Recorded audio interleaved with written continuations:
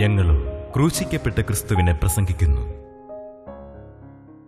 ദൈവത്തിന് സ്തോത്രം. ദൈവ തിരുനാമത്തിന് മഹത്വം ഉണ്ടാകട്ടെ.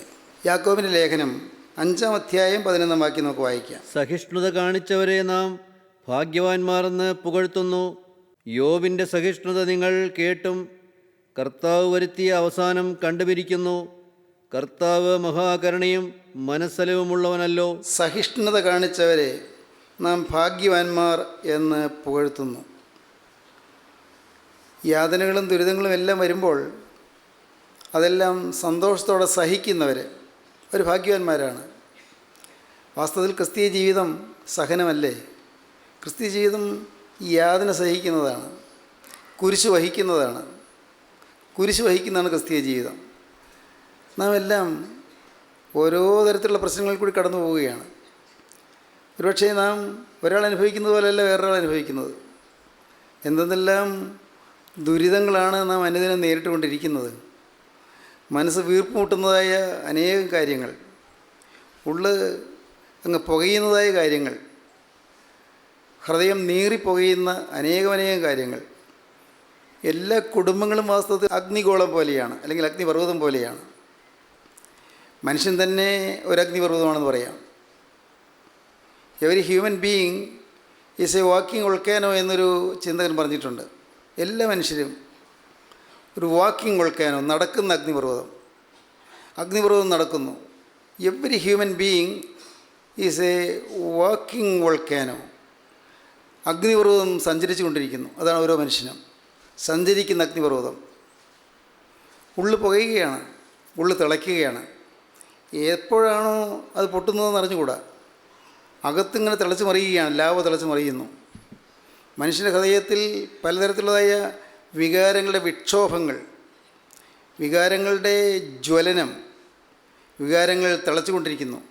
ചിലർക്ക് കോപമായിരിക്കാം, ചിലർക്ക് വൈരാഗ്യമായിരിക്കാം, ചിലർക്ക് അഴുക്ക് അശുദ്ധിയായിരിക്കാം, ചിലർക്ക് വാശിയോ പിണക്കമോ ആയിരിക്കാം, ചിലർക്ക് ചില മുൻവിധികളായിരിക്കാം, ചിലർക്ക് അസൂയായിരിക്കാം, ചിലർക്ക് അഹങ്കാരമായിരിക്കാം. ഇങ്ങനെ ഉള്ളു തിളച്ചുകൊണ്ടിരിക്കുന്നു, ഉള്ളു തിളച്ച് പറഞ്ഞുകൊണ്ടിരിക്കുന്നു. ദുരിതങ്ങൾ, യാതനകൾ, വേദനകൾ, ഞെരുക്കങ്ങൾ, കഷ്ടപ്പാടുകൾ ഇങ്ങനെ തിളച്ചുകൊണ്ടിരിക്കുന്നു. ഓരോ മനുഷ്യനും സഞ്ചരിക്കുന്ന അഗ്നിപർവ്വതമാണ്. നാം അത് സഹിച്ചേ പറ്റൂ, സഹിക്കണം. സഹനമാണ് ക്രിസ്തീയ ജീവിതം. സഹനം വെറുതെയല്ല, പുഞ്ചിരിയോടെ, സന്തോഷത്തോടെ നമ്മുടെ യാതനകളെ നാം ഏറ്റെടുക്കുമ്പോൾ അപ്പോൾ നമുക്ക് സമാധാനം കർത്താവ് തരും. നാം പരിഭവിച്ചു കൊണ്ടിരുന്നാൽ നമുക്ക് പ്രയാസമേ വരൂ, ദോഷമേ വരൂ. നാം അതിനോട് മത്സരിച്ചു കൊണ്ടിരുന്നാലും പ്രയാസമേ വരൂ. നമ്മുടെ പരിഭവവും പരാതിയും മത്സരവും നമ്മുടെ ന്യായീകരണവും എല്ലാം മാറ്റിവെച്ച് കർത്താവേ നീ എന്നെ താങ്ങണമേ, സഹിക്കാനുള്ള കൃപ തരണമേ എന്ന് പ്രാർത്ഥിക്കുക. സഹിക്കാനുള്ള കൃപ തരണമേ, ഇത് വഹിക്കാനുള്ള കൃപ തരണമേ. അതാണ് സഹിഷ്ണുത എന്ന് പറയുന്നത്. സഹിപ്പാനുള്ള കൃപ തരണമേ. അപ്പോസ്തലനായ പൗലോസ് കൊരിന്ത്യർക്ക് ലേഖനം എഴുതിയപ്പോൾ 1-ാമത്തെ കൊരിന്ത്യർ ലേഖനം 10-ാം അധ്യായത്തിൽ പറയും, മനുഷ്യർക്ക് നടപ്പല്ലാത്ത പരീക്ഷ നിങ്ങൾക്ക് നേരിട്ടിട്ടില്ല. ദൈവം വിശ്വസ്തൻ. നിങ്ങൾക്ക് സഹിപ്പാൻ കഴിയുന്ന മീതെ പരീക്ഷ നേടുവാൻ സമ്മതിക്കാതെ അവൻ പരീക്ഷയുടെ പോക്കുവഴി ഉണ്ടാക്കും, ഒരു നീക്കുപോക്ക് തരും. പരീക്ഷയുണ്ട്, ദുരിതങ്ങളുണ്ട്, പക്ഷേ ഒരു നീക്കുപോക്ക് കർത്താവ് തരും, ഒരു പോക്കുവഴി തരും.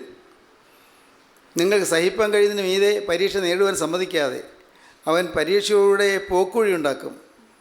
അപ്പോസ്തലനായ പത്രോസ് പറയും, പത്രോസിൻ്റെ ലേഖനത്തിൽ പറയും, നിങ്ങൾക്ക് ഈ അഗ്നിശോധനയിൽ, പരീക്ഷയ്ക്കായി ഒരു അഗ്നിശോധന നിങ്ങൾക്ക് നേരിട്ടാൽ നിങ്ങൾ അതിശയിച്ചു പോകരുത്.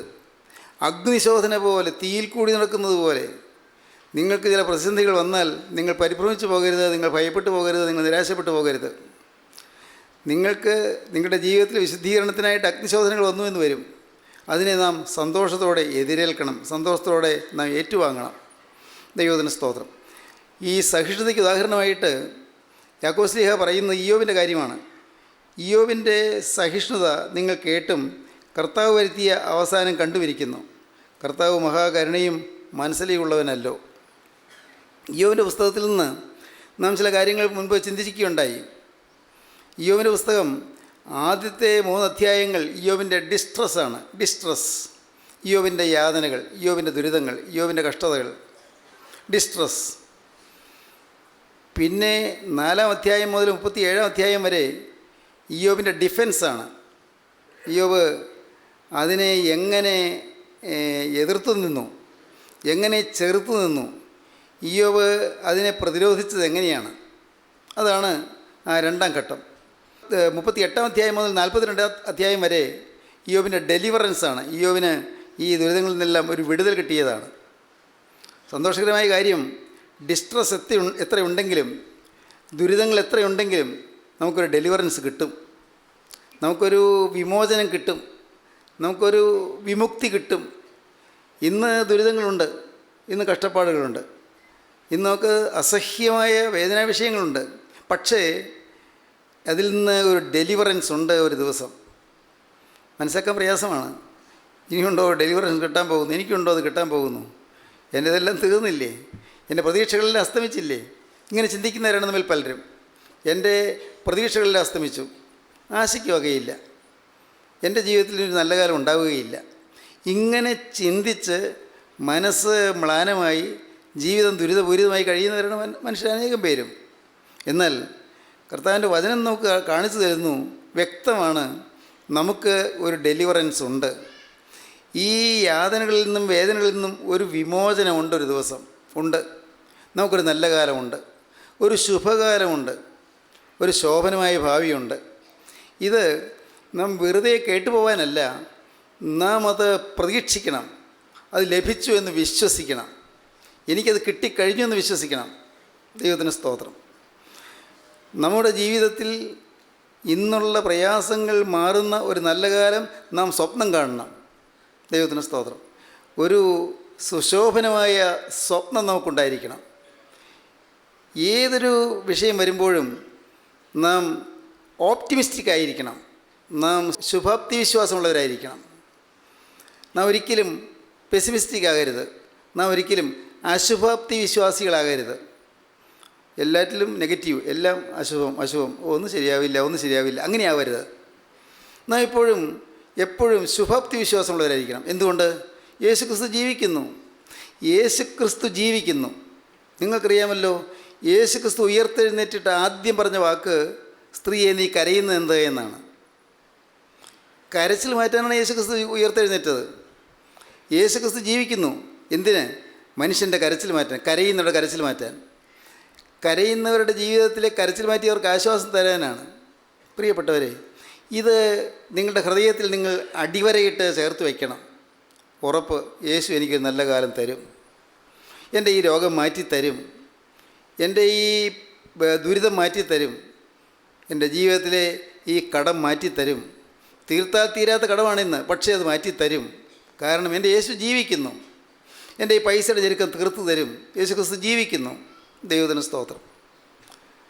നിങ്ങൾക്കറിയാമല്ലോ, നിങ്ങൾക്ക് അറിയാൻ പാടില്ലേ, നമുക്ക് പരിചയമുള്ള നമ്മുടെ കൂട്ടായ്മയിലുള്ള തന്നെ ആളുകൾ തന്നെ നോക്കൂ. ഒരു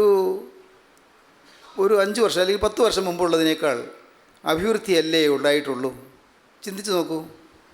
വളരെ അപൂർവം പേർക്കൊഴികെ ഭൗതികമായും പോലും അഭിവൃദ്ധിയാണ്, ഭൗതികമായും പോലും അല്ലേ.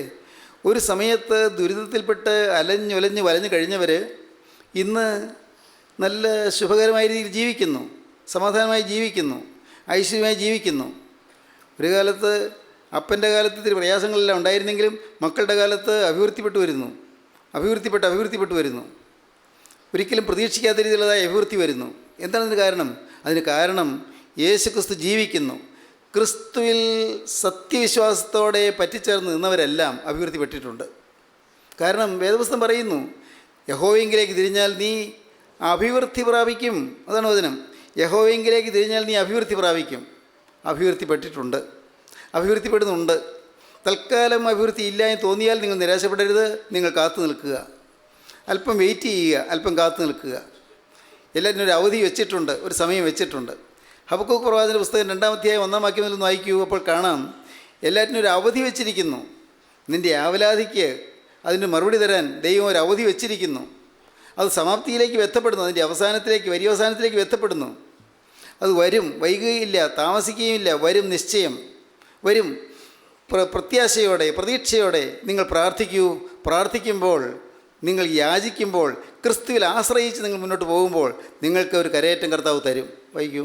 ഞാൻ കൊത്തളത്തിൽ നിന്ന് കാവൽ കാത്തുകൊണ്ട് അവൻ എന്നോട് എന്തരുളി ചെയ്യുമെന്നും എൻ്റെ ആവലാതി സംബന്ധിച്ച് ഞാൻ എന്തുത്തരം പറയേണ്ടുവെന്നും കാണേണ്ടതിന് ദൃഷ്ടിവെക്കും. യാവലാതിക്ക് എന്താണ് ഒരു പര്യവസാനം? ഞാൻ ദൃഷ്ടി വയ്ക്കും. യഹോവ എന്നോട് ഉത്തരമരുളിയത്, നീ ദർശനം എഴുതുക, ദർശനം എഴുതുക, ഓടിച്ചു വായിപ്പാൻ തക്കവണ്ണം അത് പലകയിൽ തെളിവായി വരയ്ക്കുക. ഓടിച്ചു വായിപ്പാൻ തക്കവണ്ണം പലകയിൽ തെളിവായി വരയ്ക്കുക. ദർശനത്തിന് ഒരു അവധി വെച്ചിരിക്കുന്നു, നിനക്ക് വരാൻ പോകുന്ന സൗഭാഗ്യകാലത്തിന് ഒരു അവധി വെച്ചിരിക്കുന്നു.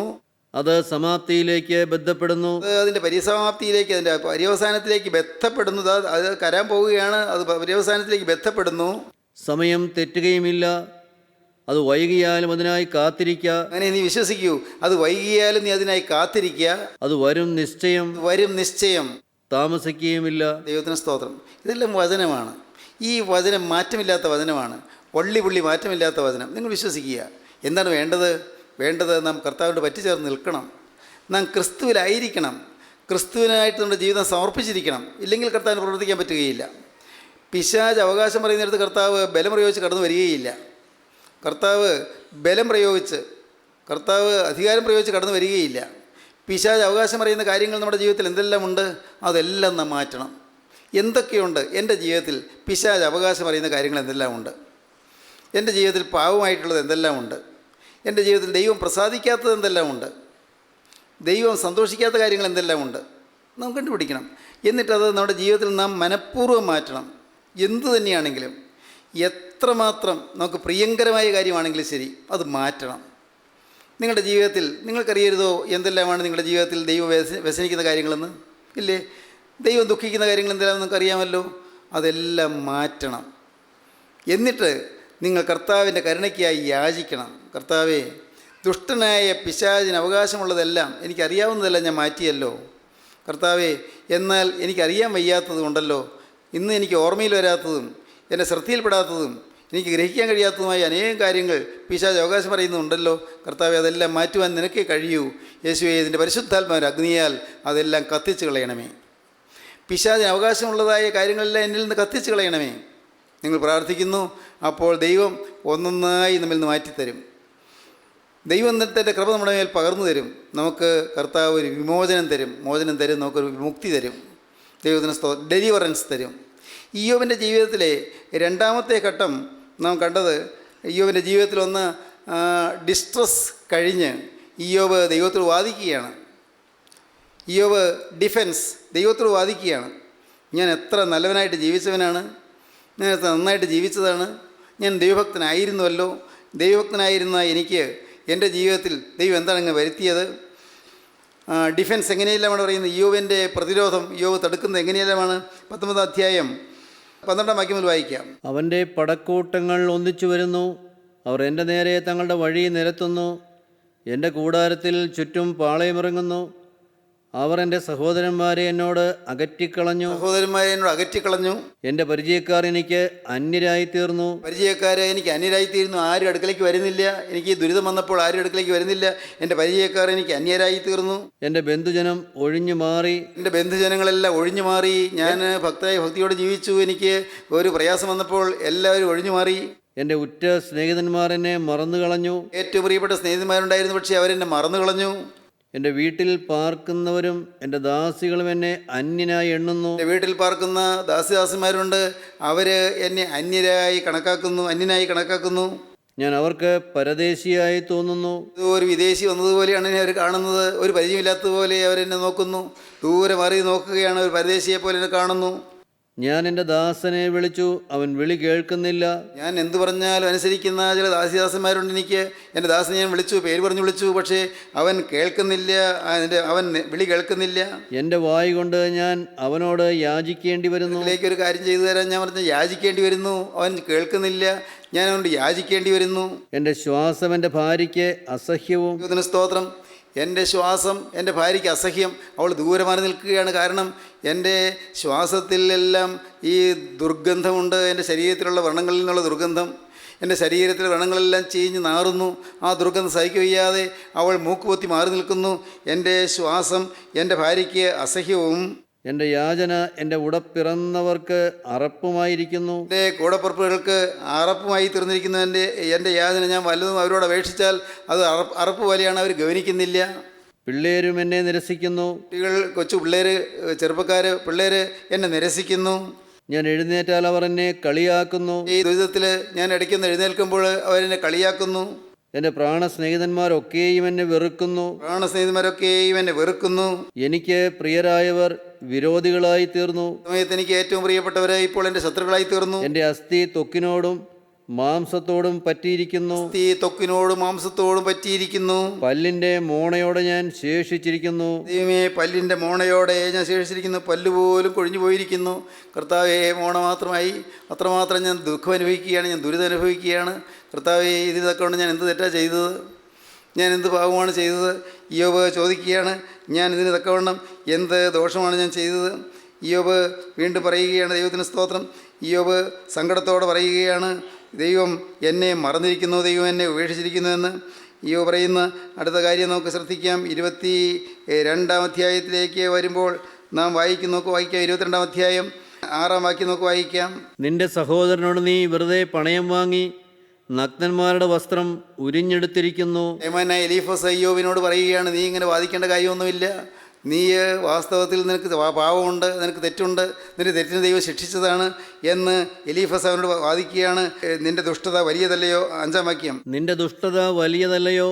നിന്റെ അകൃത്യങ്ങൾക്ക് അന്തവുമില്ല. അകൃത്യങ്ങൾക്ക് അന്തവുമില്ല. ധാരാളം പാവം നിന്റെ ജീവിതത്തിൽ വന്നിരിക്കുന്നു. അതുകൊണ്ടാണ് ദൈവം എന്നെ നിന്നോട് ചെയ്തത്. നിന്റെ സഹോദരനോട് നീ വെറുതെ പണയം വാങ്ങി. നീ രൂപയിലൊടുക്കും കടം കൊടുത്തെങ്കിൽ പണയം വാങ്ങിയിട്ടല്ലേ കൊടുത്തത്? നഗ്നന്മാരുടെ വസ്ത്രം ഉരിഞ്ഞെടുത്തിരിക്കുന്നു. നഗ്നന്മാരുടെ വസ്ത്രം നീ ഉരിഞ്ഞെടുത്തിരിക്കുന്നു.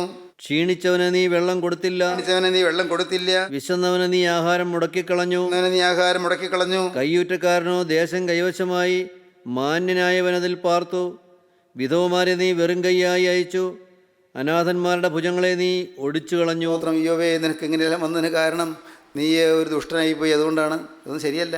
ഈ തേമാനായ എലീഫസ് പറയുന്നത് ശരിയല്ല. ഇയ്യോബ് അങ്ങനെ ചെയ്തവനല്ല. ഇയ്യോബ് പിന്നെയും വാദിക്കുന്നുണ്ട്. എന്നാൽ ഇയ്യോബിനോട് പറയുകയാണ്, നീ വിധവമാരെ നീ സഹായിച്ചില്ല, വസ്ത്രമില്ലാത്തവന് നീ വസ്ത്രം കൊടുത്തില്ല, നീ ഉപകാരം ചെയ്തില്ലെന്ന് മാത്രമല്ല പലരെയും ഉപദ്രവിച്ചു, നീ മനുഷ്യരോട് പണയം വാങ്ങി. ഇങ്ങനെ ഓരോ കുറ്റങ്ങൾ ഇയ്യോബിൻ്റെ മേൽ പറയുകയാണ്. അപ്പോൾ ഇയ്യോബ് മറുപടി പറയുന്നു. ഇയ്യോബ് പറയുന്നത് വളരെ വ്യക്തമായിട്ടാണ്. 29-ാം അധ്യായത്തിൻ്റെ 12-ാം വാക്യം മുതൽ. നിലവിളിച്ച എളിയവനെയും അനാഥനെയും തുണയറ്റവനെയും ഞാൻ വിടുവിച്ചു. ഞാൻ സഹായമറ്റവനെ ഞാൻ വിടുവിച്ചിട്ടുണ്ട്, ഞാൻ സഹായിച്ചിട്ടുണ്ട്. മാത്രമല്ല, നിലവിളിച്ചവരുടെ നിലവിളി ഞാൻ കേട്ടിട്ടുണ്ട്. മാത്രമല്ല, എൻ്റെ കരം കൊണ്ട് ഞാൻ ഉപകാരം ചെയ്തിട്ടുണ്ട്. 13-ാം വാക്യം. നശിക്കുമാറായവൻ്റെ അനുഗ്രഹം എൻ്റെ മേൽ വന്നു. നശിക്കുമാറായവനെ ഞാൻ സഹായിച്ചു, എൻ്റെ അനുഗ്രഹം എൻ്റെ മേൽ വന്നതാണ്. വിധവയുടെ ഹൃദയത്തെ ഞാൻ സന്തോഷം കൊണ്ട് ആർക്കുമാറാക്കി. വിധവയ്ക്ക് സന്തോഷകരമായ അനുഭവങ്ങൾ ഞാൻ നൽകി, അവൾക്ക് സഹായം ചെയ്തു. ആരോ ഒരു സഹായമില്ലാത്തവരെ ഞാൻ സഹായിച്ചു. ഞാൻ നീതിയെ ധരിച്ചു, അതെൻ്റെ ഉടുപ്പായിരുന്നു. ഞാൻ നീതിയെ ധരിച്ചു, അതിൻ്റെ ഉടുപ്പായി. ഞാൻ നീതിയായിട്ട് മാത്രമേ പ്രവർത്തിച്ചിട്ടുള്ളൂ. ഞാൻ നീതിയെ ധരിച്ചു, അതിൻ്റെ ഉടുപ്പായി തീർന്നു. എൻ്റെ ന്യായം ഉത്തരീയവും തലപ്പാവും പോലെയായിരുന്നു. ന്യായത്തോടെ മാത്രമേ പ്രവർത്തിച്ചിട്ടുള്ളൂ. ഞാൻ കുരുടന് കണ്ണും ഉടനെ ഞാൻ കണ്ണായിരുന്നു, മുടന്തന് കാലുമായിരുന്നു. ദരിദ്രന്മാർക്ക് ഞാൻ അപ്പനായിരുന്നു.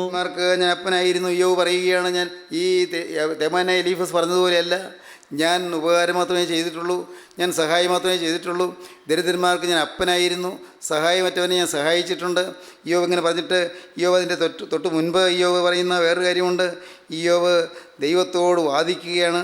ദൈവത്തിന് സ്തോത്രം. 29-ാം അധ്യായം 2-ാം വാക്യം മുതൽ. അയ്യോ, പണ്ടത്തെ മാസങ്ങളിലെ പോലെ, ദൈവം എന്നെ കാത്തുപോകുന്ന നാളുകളിലെ പോലെ ഞാൻ ആയെങ്കിൽ കൊള്ളായിരുന്നു. അന്ന് അവൻ്റെ ദീപം എൻ്റെ തലയ്ക്ക് മീതെ പ്രകാശിച്ചു. അവൻ്റെ വെളിച്ചത്താൽ ഞാൻ ഇരുട്ടിൽ കൂടി നടന്നു. ദൈവനെ അനുഗ്രഹിച്ചൊരു കാലം ഉണ്ടായിരുന്നു. ദൈവത്തിൻ്റെ വെളിച്ചത്താൽ ഞാൻ ഇരുട്ടിൽ കൂടി നടന്നൊരു കാലം ഉണ്ടായിരുന്നു. ദൈവനെ അനുഗ്രഹിച്ചൊരു കാലം ഉണ്ടായിരുന്നു. എൻ്റെ കൂടാരത്തിന് ദൈവത്തിൻ്റെ സഖ്യത ഉണ്ടായിരിക്കുകയും എൻ്റെ കൂടാരത്തിന് ദൈവത്തിൻ്റെ സഖ്യത ഉണ്ടായിരുന്നു. ദൈവം എന്നും കൂടാരത്തിൽ ഇറങ്ങി വരാറുണ്ടായിരുന്നു. സർവശക്തൻ എന്നോടുകൂടെ വസിക്കുകയും എന്നോട് വസിച്ചൊരു നല്ല കാലം ഉണ്ടായിരുന്നു. എൻ്റെ മക്കൾ എൻ്റെ ചുറ്റും ഇരിക്കുകയും ചെയ്ത എൻ്റെ മക്കളെല്ലാവരും ചുറ്റും ഇരുന്ന് എന്നെ സ്നേഹത്തോടെ എന്നെ ബഹുമാനിക്കുകയും ആദരിക്കുകയും ചെയ്ത സമയം ഉണ്ടായിരുന്നു.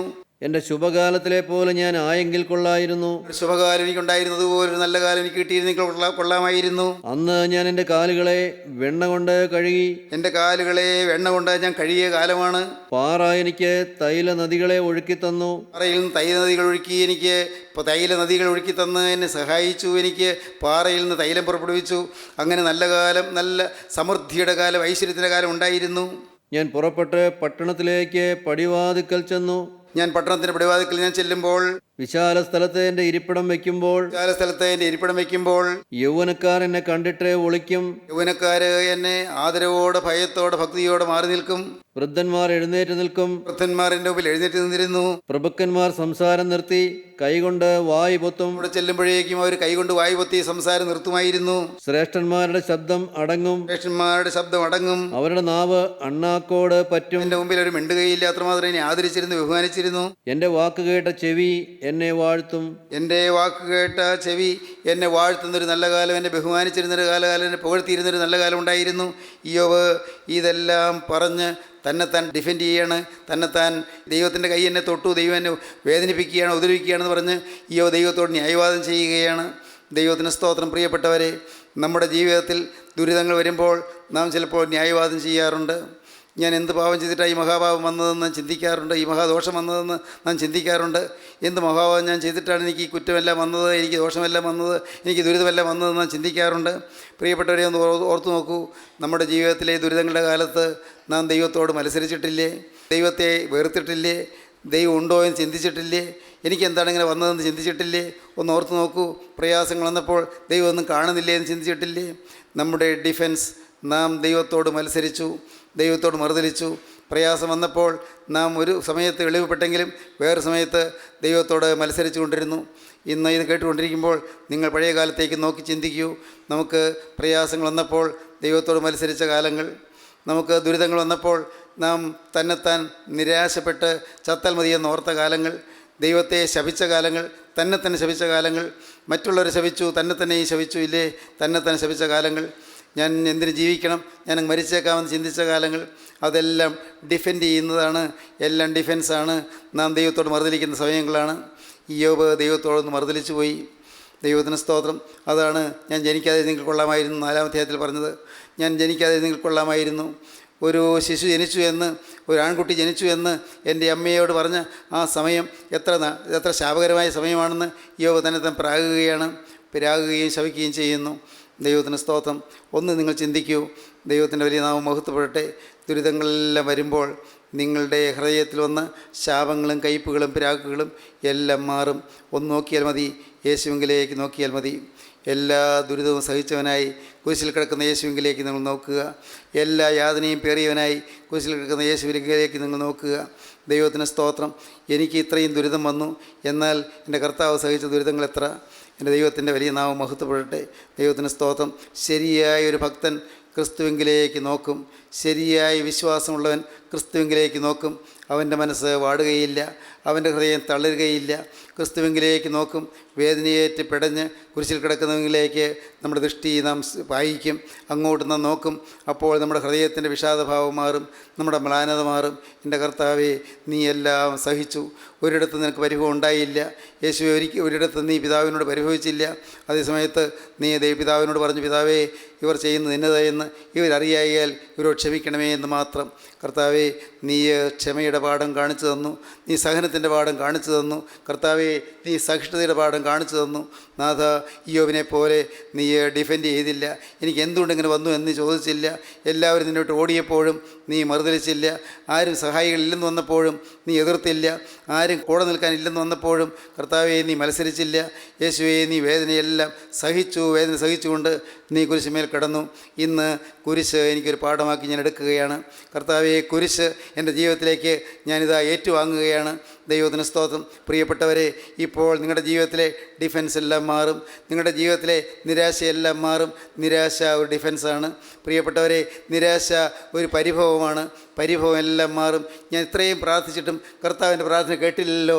നിങ്ങൾക്ക് നിരാശയുണ്ട്.